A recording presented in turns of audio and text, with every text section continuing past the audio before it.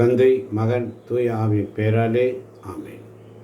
இயேசுவே உமக்கு நன்றி, இயேசுவே உமக்கு புகழ், இயேசுவே உமக்கு ஆராதனை.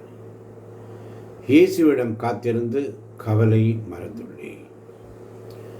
இயேசுவிடம் காத்திருந்து கவலை மறந்துள்ளேன்.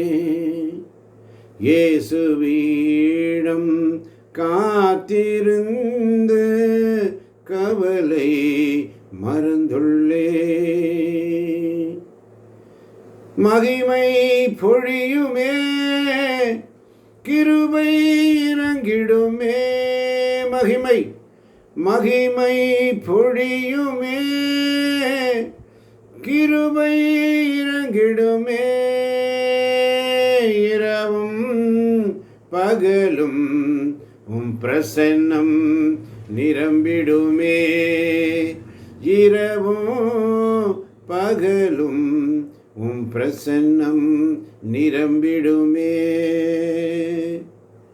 காத்திருப்பில் ஜெயம். கவலை இல்லை, காத்திருந்தார்.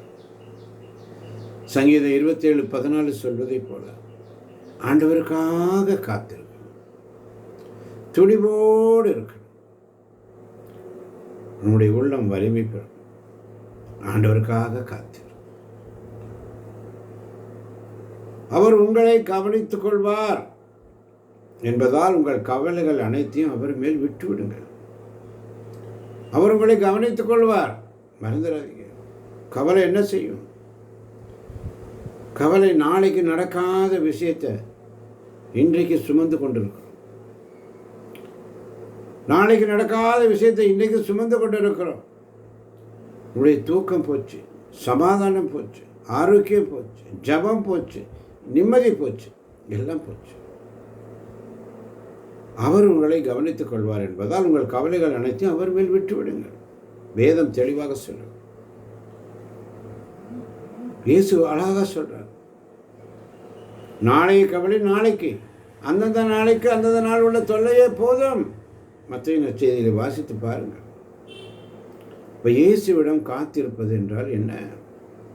காத்திருந்தால் சும்மா இருப்பது அல்ல. ஆண்டவருக்காக காத்திருப்போர் புதிய ஆற்றலை பெறுவார்கள். கழுகுகள் போல ரெக்கைகள் விரித்து பறப்பார்கள். காத்திருந்தால் ஜெயம். காத்திருந்தால் ஜெபம் செய்ய முடியும். ஜெபமும் வசனமும் ஸ்துதி நம்பிக்கை உண்டாக்கும்.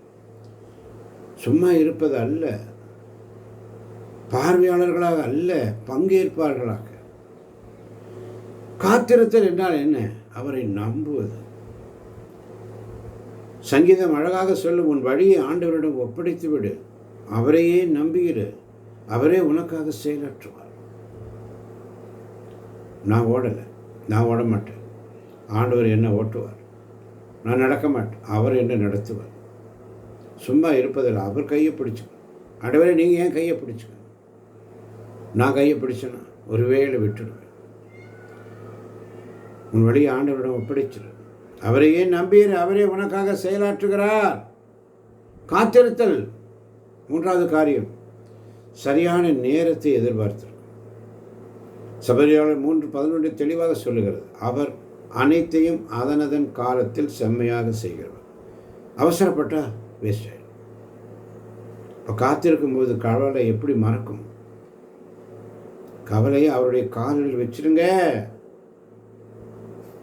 ஒரு பெட்டியில் எழுதி ஒரு பேப்பரில் உங்களுடைய கவலையெல்லாம் அவருக்கு தெரியும். அவர் காலடியில் வச்சிருங்க. அவையானது உணர்த்துவது என்ன என்று சொன்னால், உங்கள் கவலையெல்லாம் அவருக்கு தெரியும். உங்கள் கர்த்தருமே உங்கள் பாரத்தை வைத்து விட்டு கலங்கி தவிக்காதே, அவர் எல்லாத்தையும் செய்வார். இப்போ காத்திருக்கும் பொழுது பிளாங்கில் சைன் பண்ணி பெட்டிஷன் அங்கே வச்சிருங்க. பிளாங்கில் கையெழுத்து போட்டு, பிளாங்க் பெத்து பேப்பர், ஒரு பாண்டு பேப்பரில் சைன் போட்டு ஆண்டவருடைய காலில் வச்சுருங்க. உங்கள் வேலை, பிள்ளைகள் பிரச்சனை, கடன், நோய், வீட்டு பிரச்சனை, குடும்ப பிரச்சனை எல்லாம் அவருக்கு சுமந்துடுவார். நீங்கள் சுமக்க வேண்டாம், அவர் சுமக்கிறார். பிளைன் பேப்பரில் சைன் போட்டு வச்சிரு. ரெண்டாவது என்ன செய்யணும்? ஆண்டவரை ஸ்துதிக்கணும், பாட்டு பாடி ஸ்துதிக்கணும். துதித்து அவரை கனம் பண்ணணும், அவரை போற்றணும். எல்லா நேரமும் ஆண்டவரை போற்றணும். பவுலும் சீலாவும் சிறையில் துதிச்சாங்க. சங்கிலி உடைஞ்சது, கட்டுக்கள் அவிழும். இன்னைக்கு உங்கள் வீட்டில் கட்டுகள் இருக்கா? ஸ்துதினால் தோத்திரப்பலி எடு, உங்களுடைய வீட்டில் இருக்கிற அடைப்புகள் எல்லாம் திறக்கும். இன்னைக்கு ஆண்டு கொடுக்குற வாக்குத்தத்தம், அவருடைய வாக்குத்தத்தத்தை பிடிச்சுக்கோங்க. உறுதியான மனதுடையவரை முழு அமைதியுடன் நீர் பாதுகாப்பீர். ஏசாயா 26 வாசிக்கிற 3ஆம் வசனம். கவலை வசந்தா வசனத்தை சொல்லுங்க. அப்பா என்னை நீங்கள் கவனிக்கிறீங்க ஆண்டவரே, நீங்கள் பார்த்துக்கங்க, வசனத்தை சொல்லுங்க. இப்போ காத்திருந்து 3 பேர் ஜெபிச்சாங்க. வேதத்தில் நிறைய பேர் ஜெபிச்சாங்க. ஆனால் நிறைய பேர் ஆபிரகாம் ஜெபிச்சார், 25 வருஷம் காத்திருந்தார். காத்திருந்தால் மகன் வந்தான்.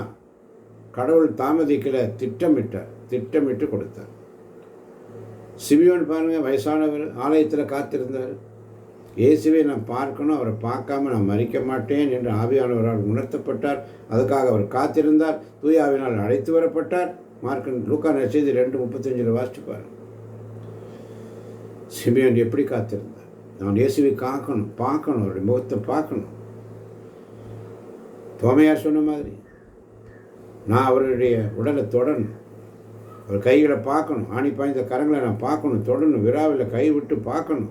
இயேசுவை நான் நம்புகிறேன்.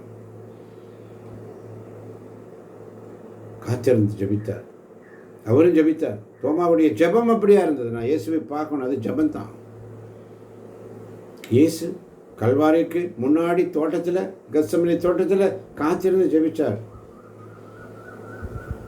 இந்த பாரமான சிலுவை, இந்த கஷ்டம், இந்த துன்பம் என்னை விட்டு நீங்க கூடுமானால் நீங்கட்டும், என் சித்தம் அல்ல என்று முழங்கால் படிட்டு முகம் குப்புற விழுந்து மன்றாடினார். என் சித்தம் அல்ல, உங்களுடைய சித்தத்தின்படி ஆகட்டும்னு சொல்லிட்டார். சிலுவையில் அவருக்கு வெற்றி கிடைத்தது. சிலுவையில் அவருக்கு வெற்றி கிடைத்தது. சாத்தான் விழுந்து போனான். இப்போ கவலை மறக்க என்ன செய்யணும்? ஜெபிங்க, ஆண்டவருக்கு நன்றி சொல்லுங்க, கெஞ்சுங்க. எதை பற்றியும் கவலைப்பட வேண்டாம், எல்லாவற்றையும் குறித்து இறைவனிடம் வேண்டுங்கள். பிறகு எல்லா அறிவுக்கும் மேலான இறை அமைதி உங்கள் உள்ளத்தை காக்கும். பிலிப்பியர் 4:6-7 வரை உள்ள வசனங்கள். மத்தேயு 6:25 சொல்வதை போல நாளைக்காக இன்று கவலைப்படாதீர்கள். உங்கள் உயிரை காப்பதை விட உணவு முக்கியம் அல்லவா? அவர் பார்த்துக்குவார். கடவுளுடைய அன்பை நினைச்சு பாருங்க. அனைத்தும் நன்மைக்காகவே நடக்கிறது. ரோமர் 8:28 வாசிச்சு பாருங்க. அனைத்தும் நன்மைக்காகவே நடக்கிறது. கவலைக்கு பின்னாடி ஆசீர்வாதம் இருக்கு, மறக்காது. அப்போ என்ன செய்யணும்? அதிகாலையில் அவர் தேடணும். சங்கீதம் 5:3 சொல்லுது, ஆண்டவரே காலையில் என் குரலை கேட்பீர். அந்த நாளை ஆரம்பத்திலேயே பாரத்தை இறக்கி அவர் சமத்தில் வைங்க. காலை ஆராதனை செய்யும் பொழுது உங்களுடைய கவலை மறக்கின்ற ஜெபம் எப்படி இருக்க வேண்டும்? அப்பா, இயேசுவின் நாமத்தில் நான் வந்திருக்கிறேன்ப்பா, என் மனசில் இருக்கிற எல்லா கவலையும் இன்று உங்களுடைய காலில் வைக்கிறேன்னு சொல்லுங்க. என்னுடைய வேலை, கடன், குடும்பம், ஆஃபீஸ் பிரச்சனை, வாழ்க்கையில் பிரச்சனை, குடும்பம் உள்ள பிரச்சனை, எல்லா பிரச்சனையும் எல்லாத்தையும் உங்களுடைய கரத்தில் ஒப்படைக்கிறேன். இயேசுவே, உமக்காக நான் காத்திருக்கிறேன், நீரே நம்பிக்கை, நீரே என் சமாதானம் சொல்லுங்க. ஏசாயா 40:31 படி புது பலம் தாங்க, கழுகு மாதிரி பறக்கக்கூடிய சக்தியை தாங்கன்னு கேள்வி. எல்லா கவரையும் மறந்து உங்கள் முகத்தை பார்க்கணும் ஏசப்பான்னு சொல்லுங்க. உங்கள் முகத்தை பார்க்கணுமே ஏசையா, உங்கள் முகத்தை பார்க்கணுமே ஏசையா. அல்லேலூயா, அல்லேலூயா. சிம்சோன் காத்திருந்தார் முகத்தை பார்ப்பதற்காக. ஆண்டவரை போற்றி புகழ்ந்தார் என்று வேதம் சொல்லுங்கள். இப்போ அறிக்கையிடணும். என்ன அறிக்கையிட போகிறோம்? நான் இயேசுவுடன் காத்திருப்பேன், அவர் பார்த்துக்கொள்வார், என் கவலை மறந்து போகும். உன் பாரத்தை ஆண்டவர் மேல் வைத்துவிட அவர் உன்னை தாங்குவார். சங்கீதம் 55:22 சொல்லுது. காத்திருங்கள், கலங்காதிருங்கள், அவரும் பார்த்துக்கொள்வார். ஒவ்வொரு காரியத்திலும் காத்திருக்கணும். இயேசுவிடம் காத்திருந்து கவலை மறந்துள்ளே. மகிமை பொழியுமே, கிருபை இறங்கிடுமே. மகிமை மகிமை பொழியுமே, கிருபை இறங்கிடுமே.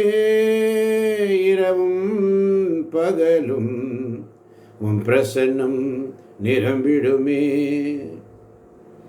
அதிகாலம் உம்மை தேடுகிறேன், தேடுகிறவங்களை ஆண்டவர் ஆசீர்வதிப்பார். அதிகாலை தோறும் அவரின் செவியை கவனிக்க செய்கிறார், என்னுடைய வார்த்தைகளை கேட்க செய்கிறார். அதிகாலையில் அவருடைய இரக்கங்கள் ஒரு நாளும் காலை தோறும் புதியதாக புதுப்பிக்கப்படுகின்றன. புது கிருபை. அன்பாற்றவர்களே, இன்று சண்டே அதிகாலை வந்து காலை 5 மணி முதல் இம்மட்டும் ஆண்டுடைய சமத்தில் ஜெபிச்சிங்க. இதுவரைக்கும் நீங்கள் ஏறக்குறைய 2 மணி நேரம், 5, 6, 7, 2.5 மணி நேரம் அவரோடு உறவாடி அவரோடு பேசுகிறீங்க. இன்று சண்டே வந்திருக்கீங்க. இது சாதாரண அல்ல. இயேசு உங்களுக்காக ரத்தம் சிந்தினார். அந்த ரத்தம் இன்றைக்கும் பேசுது. ரட்சிப்பு வேணுமா? இயேசுவின் ரத்தம் உங்களை கழுவ தயாராக இருக்கு. சுகம் வேணுமா? அவர் காயத்தை நம்புங்க. ஜெயம் வேணுமா? ரத்த அறிக்கை செய்யுங்க. ரத்தத்தால் என்னை கழுவு. ரத்தமே சிந்தப்பட்ட ரத்தமே, விலையேற பெற்ற ரத்தமே, என்னை கழுவுங்கன்னு சொல்லு. ரத்தமே சிந்தப்பட்ட ரத்தமே, விலையேற பெற்ற ரத்தமேன்னு சொல்லுங்க. ஜெயம் வேணுமா? ரத்த அறிக்கை செய்யுங்க. ரத்தத்தால் கழுவுங்கப்பான்னு சொல்லுங்க. கர்த்தர் இயேசுவின் கிருபையும் தேவனுடைய அன்பும் பரிசுத்த ஆவியினுடைய ஐக்கியமும் இயேசுவின் இரத்தத்தின் பாதுகாப்பும் உங்கள் அனைவரும் எப்பொழுது இருக்கும்.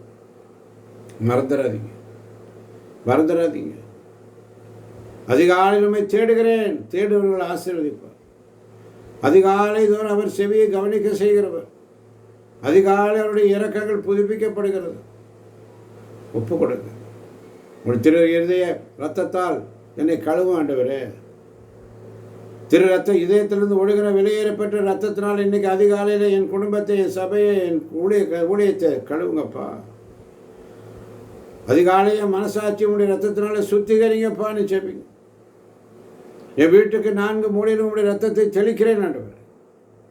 என் பிள்ளைகள் படிப்பு வேலை மேலே ரத்த கவசம் விடட்டும் அப்பா. என் எதிரின் எல்லா அம்பும் இயேசுவின் ரத்தத்தில் அனைத்தும் போகட்டும் ஆண்டவர்.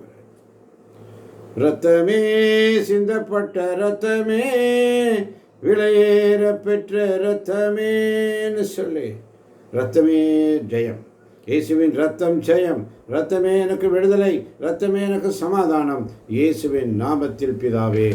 ஆமேன், ஆமேன், ஆமேன்.